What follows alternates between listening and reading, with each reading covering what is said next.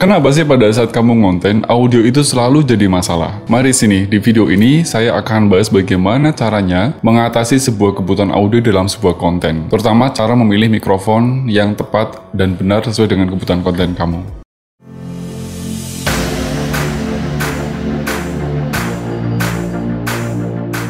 Halo, Assalamualaikum. Selamat datang di A-Vlog, audiovisual vlog. Vlog yang membahas tentang dunia perkontenan dan vlog.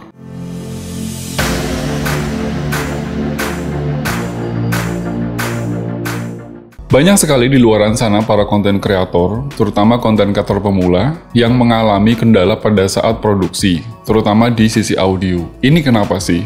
Ada apa sih masalahnya? Nah, di video ini saya akan bantu teman-teman bagaimana cara mengatasi kebutuhan audio, terutama cara memilih mikrofon yang baik dan benar sesuai dengan kebutuhan kontennya. Sebelum saya bongkar itu, sebelum saya bahas tips itu, saya pengen kasih tahu sebetulnya kenapa sih masalah seperti itu terjadi. Ada 3 hal yang mempengaruhi. Yang pertama adalah ada beberapa konten kreator yang dia cuek, pokoknya bodo ting lah soal audio. Dia hanya mementingkan kebutuhan visual. Itu ada. Kelompok yang kedua adalah konten kreator. Dia tahu audio penting. Audio ini penting.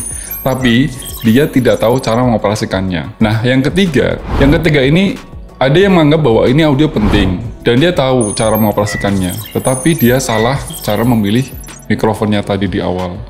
Nah, ini yang ketiga ini yang akan saya bahas. Sebelum saya jelaskan lebih dalam, tadi saya menotis dulu nih, tuh, saya sudah notis di awal bahwa yang disebut dengan seni karya audiovisual, ya teman-teman harus kuat di dua-duanya. Ya kuat di visual, ya kuat di audio. Paling tidak, baiklah tidak harus mendekati sempurna. Jadi teman-teman tuh kadang-kadang begini, pada saat dia produksi konten, itu kadang-kadang hanya mengutamakan visualnya aja. Sekali lagi itu tidak benar ya, harus dua-duanya.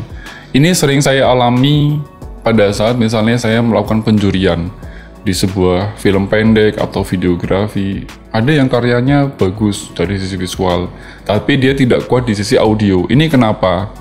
Ya, ini kayaknya menjadi kendala umum deh. Itu yang pertama. Yang kedua ini saya akan menjawab beberapa pertanyaan dari para viewers di YouTube itu. Ada yang nanya ke saya, Mas, spill mikrofonnya dong, gitu kan. Ini saya jawab sekaligus saya mau jawab spill mikrofon yang saya gunakan. Yang kedua ini ada yang nanya, sekali-kali bahas mikrofon dong katanya. Nah, ini saya mau bahas juga sekalian. Ada 7 hal yang teman-teman harus pahami. Yang pertama adalah pilihlah mikrofon sesuai dengan kebutuhan konten.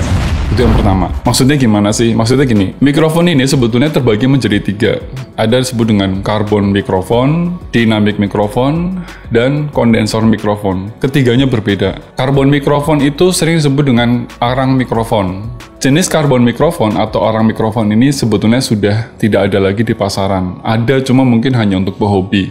Karena mikrofon ini hanya digunakan di pesawat telepon zaman dulu tuh yang cekring itu menggunakan karbon mic. Lalu yang kedua ada yang disebut dengan dynamic mikrofon. Ini mikrofon seperti apa sih?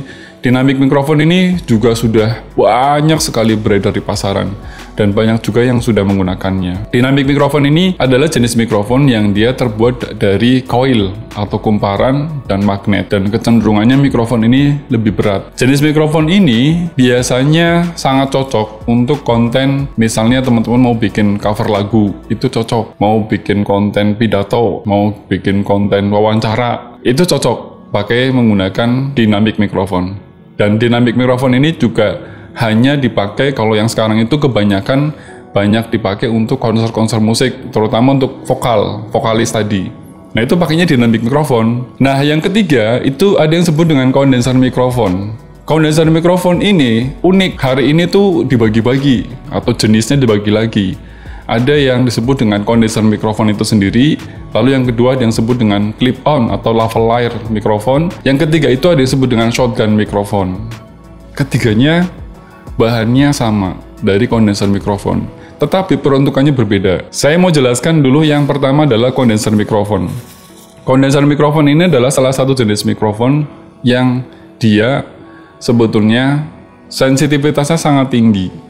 Dan dia ketika digunakan itu memerlukan catu daya atau power supply.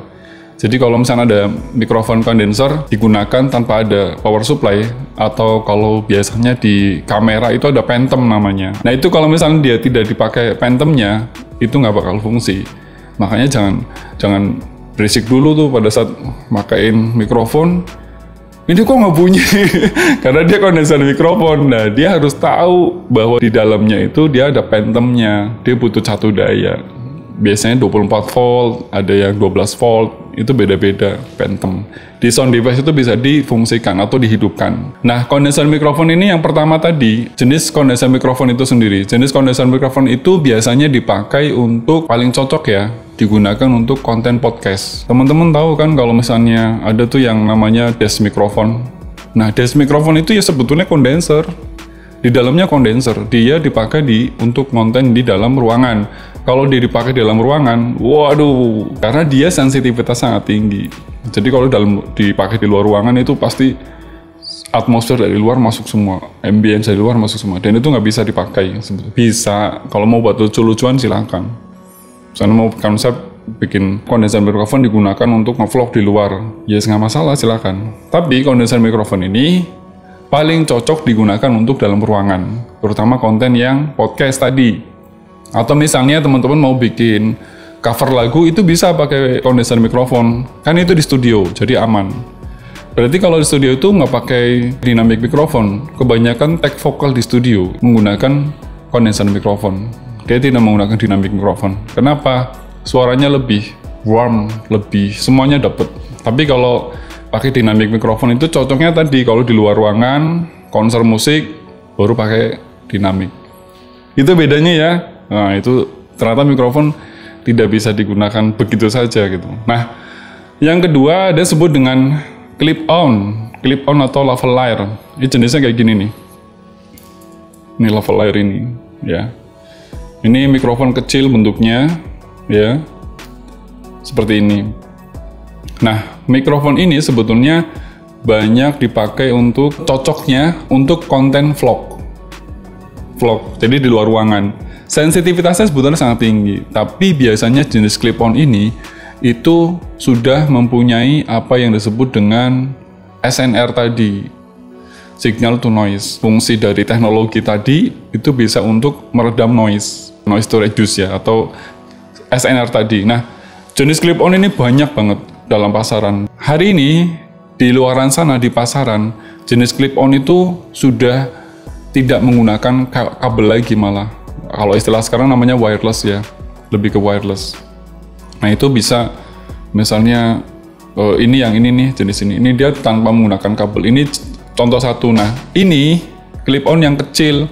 Nanti akan saya jelaskan apa bedanya dengan clip-on yang mikrofon ini, apa bedanya.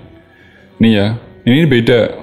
Ini sama yang ini tuh beda. Hasil kualitas suaranya berbeda juga. Dua-duanya sudah SNR juga, tapi kualitas suaranya berbeda. Kalau yang ini sudah pasti noise. Ini sudah pasti noise. Nanti kapan-kapan saya akan praktek, atau saya akan simulasi, atau saya akan bikin vlog dengan mikrofon ini sama ini. Bedanya apa? Uniknya lagi, mikrofon ini, lavalier ini, dia jaraknya bisa, karena pakai wireless itu ada yang sampai 200 meter. Tapi kalau saran saya, kalau misalnya jaraknya bisa jauh pun jangan. Karena nanti ada penjelasan berikutnya kenapa sih, pengaruhnya di mana sih. Gitu, itu mikrofon. Tentu cara kerjanya sama, karena dia jenisnya kondensor, maka dia butuh satu daya. Perlu satu daya, perlu power. Makanya jenis mikrofon ini pasti harus ada yang pakai baterai, semuanya pakai baterai. Karena dia dicas kan, dicas. Dan supaya fungsinya tadi untuk memancarkan frekuensi dan untuk menangkap sinyal dari suara tadi. Jenis yang ketiga ada yang disebut dengan shotgun mikrofon. Shotgun mikrofon itu kayak apa sih? Ini yang saya pakai, sekalian saya ngejawab, spill mikrofonnya dong ini shotgun mikrofon. Jadi sebetulnya saya syuting, saya yang bikin konten.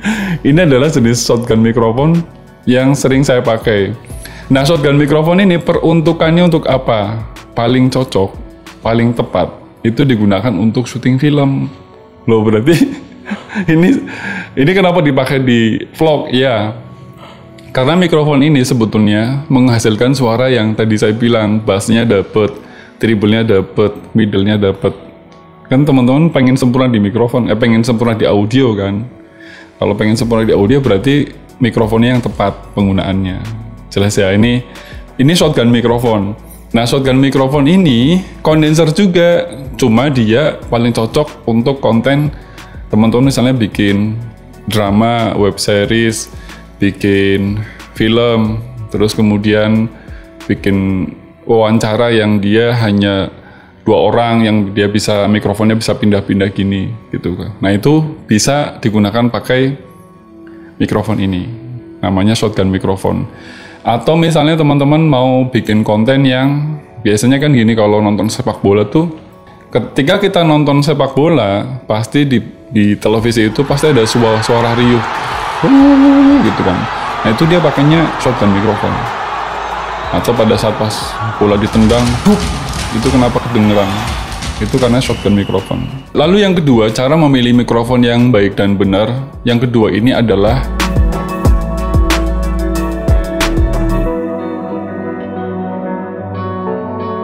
kalau kamu suka video ini, kamu bisa share, bisa like, jangan lupa subscribe. Kalau misalnya ada pertanyaan, kritik, dan saran, isi kolom komentar.